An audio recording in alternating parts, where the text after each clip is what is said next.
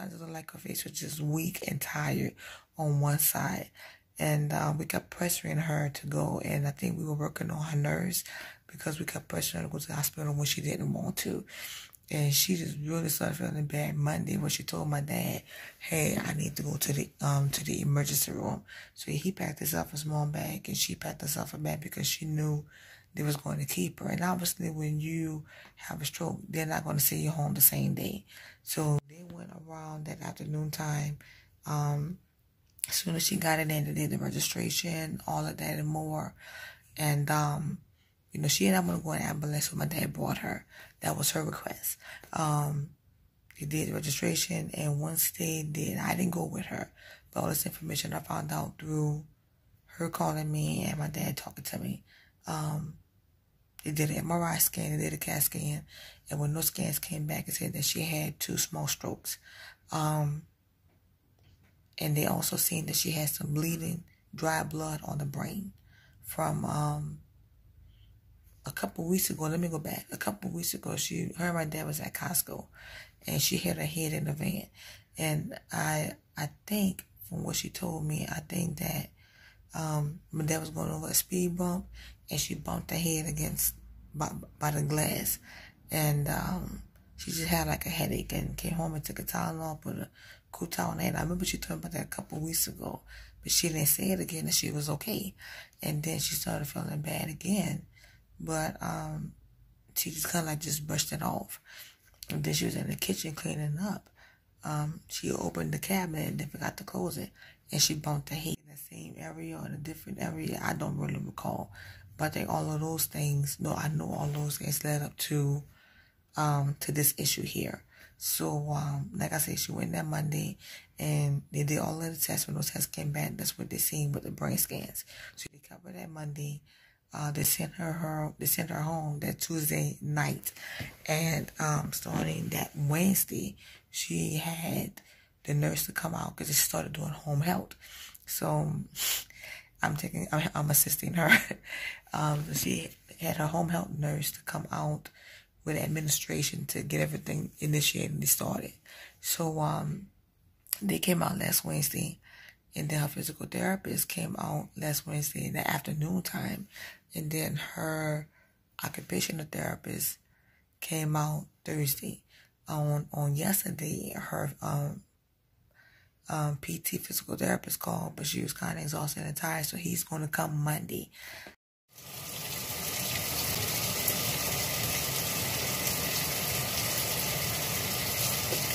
Good morning, you all. Happy Wednesday. Today is Wednesday, November 11th, and it is Veterans Day. I am washing clothes right now. I do have the gloves on because some of these clothes are just really filthy from ever being at work, and then my nephew Latour playing football.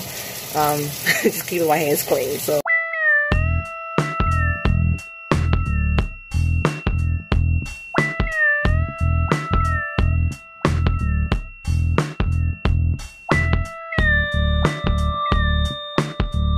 Individuals out there that have family members, husband, wife, children, friends, neighbors, you know, don't wait till November 11th to tell them thank you. Every time you see them, just tell them thank you for your service. And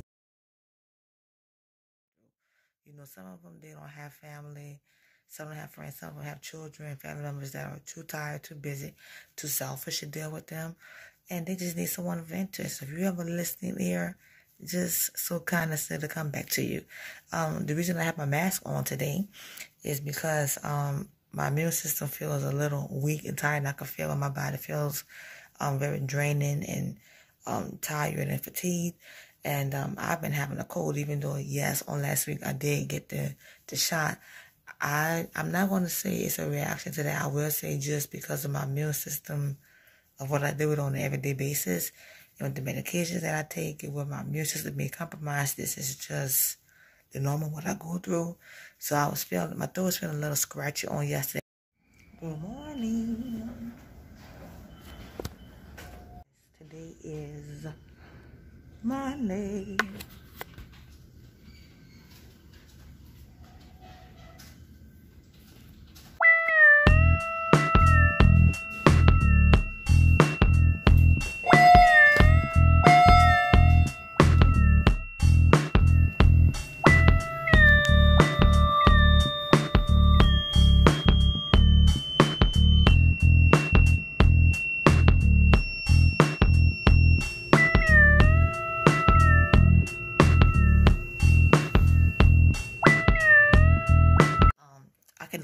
definitely tell when my body feels like it's suffering and going down, where it's times where I just need to rest, where I've done too much, where I need to scale back because I'm overdoing things, where my immune system is feeling weakened. I have a cold now. Good morning, everyone. Happy Friday. Today is Friday the 13th. So don't freak out. You guys, I am not one of those kooky, crazy individuals that believe in Friday the 13th. I'm not putting anybody down. But if you're into that, then more power to you. I'm just not a fan. But today is Friday, and it happened to be the 13th. You guys, today is actually a cool day. The past couple of days have been feeling, the sun had been out. You felt a little breeze, but actually today it's been feeling cooler. So I got up earlier, but that's a little bit after 8. I never left since around 6 o'clock this morning. So we're stepping outside. I was like, whoa, feeling the weather. And I mean, it's nice and it's beautiful. So I mean, obviously the sun is out there, but it is really, really cool. So I mean, it's just, a nice day, and, feeling like autumn weather. It feels great. It really, really feels good. So hopefully you guys are doing well, that you guys are doing great. If you didn't have a great day, if you didn't have a good week, if you didn't have a good morning, whatever you get opportunity to watch this video, always remember to keep your eyes open, keep your head up, look up, because there's always a bigger, brighter day on the horizon just for you. Just keep your eyes open and be on the lookout for that. Alrighty.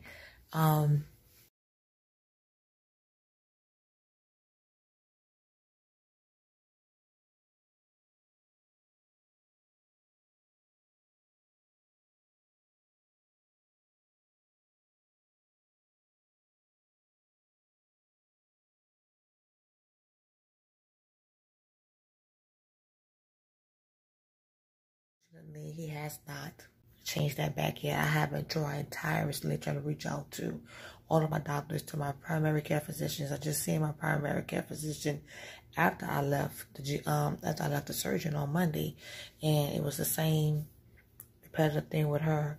And I said, well, you have to reach out to your neurologist because I cannot do it because he's the one that orchestrated. So you guys, if I did mention this in the previous video, then just disregard what I'm saying. You can fast forward through this here. Just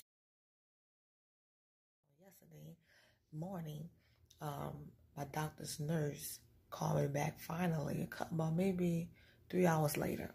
And that's a good thing that she calls. And let me say why, because there was one time she didn't call me back so almost 4 months later. You guys, I cannot make this up. Literally. Ever, my mom and dad can tell you, it is ridiculous. Ridiculous. And, I know nurses run around, they're busy, but when you have multiple chronic illnesses that have so many variables, like I said, I call my journey a roller coaster journey because there's never just a perfect day. You can have a good day, a good morning, a good afternoon, but it's never perfect. There's always some kind of issue that occurs. And with them not just being courteous to return the phone call or talk to you about this virtually or just on the phone call, it makes you disappointed and make you aggravated because you feel like it's a continuous game of cat and mouse trying to get them to be responsible to, uphold their responsibilities because you cannot do it on your own if you don't have their permission. So it's annoying, but I'm grateful that she called back. So we was able to talk. I explained to her the whole situation and what she knew about. He wasn't in the office, and so I wouldn't be able to talk to him. But she said she would pass on the message. So hopefully she will call me back today or early Monday. The options that we discussed is that, if I do go back to the same hospital, I wouldn't have to go back to the same floor. Maybe I could go to a different floor, the chemo unit, and they could give me the fluids. Or maybe send me to another hospital, which is in the same network with the hospital that I did the surgeon did my surgery at. That is all in the same network. So that's about 3 other hospitals that I can go to receive the same treatment. I don't have to deal with the craziness of the nurses that I went through, this year and last year in the past. I also asked them, asked her like, okay, well, what about the infusion center? And she even offered that. She said, well, that can be a possibility. Would you mind doing it? I said, no, I need to get this here because I have been feeling bad. I have been vomiting and having the case of the runs, I need it. So she said, okay, well, I talked to him about, I said, even if it's the option of doing, sending it to my home, because when I had I was explaining to her, when I had the infection back in July, and when the hospital reached out to the company and to send all my products that you guys seen in the videos, back during the summertime, when I was discharged from the hospital having that porta cap infection, I had the company, the home health company, that was sending me all the products that I need when I had the midline, the PICC line in my arm. And, they could see anything that you need, like the little infusion pack, like a battery pack, or send you the pole, to handle those issues. So I'm saying all of those options that I have are available out there to me. It's just that he has to just put it in the system, and I'll be good to go. Last week, I had a meeting with the home health company that was going to be helping me with long-term care. I met the administrator. She was supposed to call me this week to meet the nurse, but she didn't call me this week, so today is Friday, so maybe she might call me today. Because she told me she was going to call Monday. We was going to schedule a time for me to meet the nurse this week. So I signed the forms and all of that already. It's just waiting for the rest of the formalities just to go through. But still, I was told I would be able to meet the nurse that, was chosen. So I don't know her name. I don't know what she looks like. I don't know anything about her. You just know that she's a woman. That's all I know. But I was hoping that, the administrator told me that she would have called, to schedule a meeting. So, I can give you guys an update until I hear from her. And so that's about that. Right now, I received a paper the other day, but on the weekend, I received a paper saying that I will be able to do my, to get my breast exam. If you remember back in October, I said almost around before the end of the month, I was scheduled to go in to have the breast exam, and because I'm 35 and I'm not 40, they canceled it and said, well, I went in, and then they said, well, I was too young, so I was really bummed about that. But then, I got over it. And then I received the paper, so I'm thinking that because I didn't even tell my primary care physician. So I'm thinking that they probably reached out to my primary care or to one of the my other physicians, and then they wrote for me to come in, not because I've been complaining or having issues, just because I want to be screened. I've always wanted to be screened. I'm always taking care of my body. Like I was telling, you guys in the previous videos back in October to check and make sure. I do all those self-check awarenesses. My mom told me about that when I was younger. I've been doing that, but I've never ever been checked to go into the hospital. Paper that I can go on the 20th, which will be on next week. I did receive a call from an infusion center where I normally go and get the infusions, that I was supposed to have a vitamin B12 shot injection. Now, they didn't call me until yesterday and say I was supposed to come in. I said, well, you guys didn't tell me, so I didn't know. So they scheduled me now to come in next Thursday to get it. So I kind of have like a busy, I don't have anything next Monday, Tuesday, or Wednesday. Whenever the 19th is, I think that's that Thursday. So that morning, I have to go and get the vitamin B12 shot. I think that Wednesday, whenever the 19th is, I have to go ahead and get the vitamin B12 shot. Then I have to go to a different clinic to go and get my eye exam. He's one that deals with eye diseases. And by me being diagnosed with multiple sclerosis, he deals with people that have eye diseases. So, from when I see him at the beginning of the year, he said everything was fine. He had my eyes dilated and everything. He didn't really see anything. But this would just be a follow-up visit. Together for Thanksgiving. I know we saw on the news yesterday, seeing how Chicago is going on lockdown because of a lot of the COVID cases, and telling a lot of people that, their Thanksgiving plans need to be canceled. That is crazy and awkward. And I look at it from the point of view of, of health reasons. Even if I wasn't going through the situation, I still have the common sense and understanding to know how serious that it is for just people in general. Rather you're pregnant, rather you're up in age, rather you have autoimmune diseases, whatever, everyone is acceptable, and the people that they thought wouldn't get it. You even have pets that have gotten it. So I mean, we didn't really plan on.